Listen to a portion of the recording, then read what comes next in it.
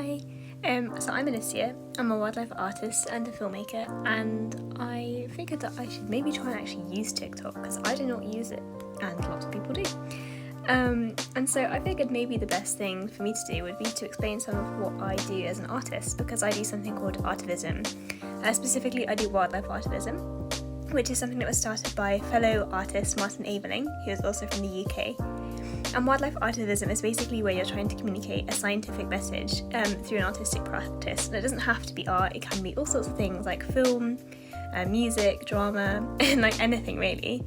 There are no boundaries and there are no rules. And essentially you're trying to communicate a change in thought or behaviour. You're trying to make people feel something, at least if that's, and maybe that might just be educating them, telling them about species they didn't know about before. And so for me, the piece that started my journey with Artivism was a piece called When the Whales Sang. And it was looking at noise pollution and how it affects cetaceans, which are whales, in the ocean. And so it kind of goes left to right. The whale is in biro, and it's a sort of photorealistic whale. And as you move across the page, it starts fragmenting into noise pollution lines and becoming increasingly disorientated and distressed. But I also wanted it to look beautiful because I wanted it to have a sort of two meanings.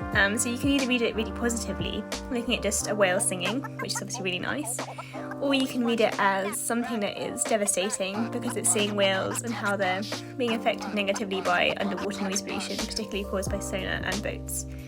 And obviously when you see that piece, for most of us there isn't much we can do, we're not in charge of regulations about noise pollution. But I hope that by creating pieces like this, you can create a conversation, like by sharing them, by creating your own, and by talking about it.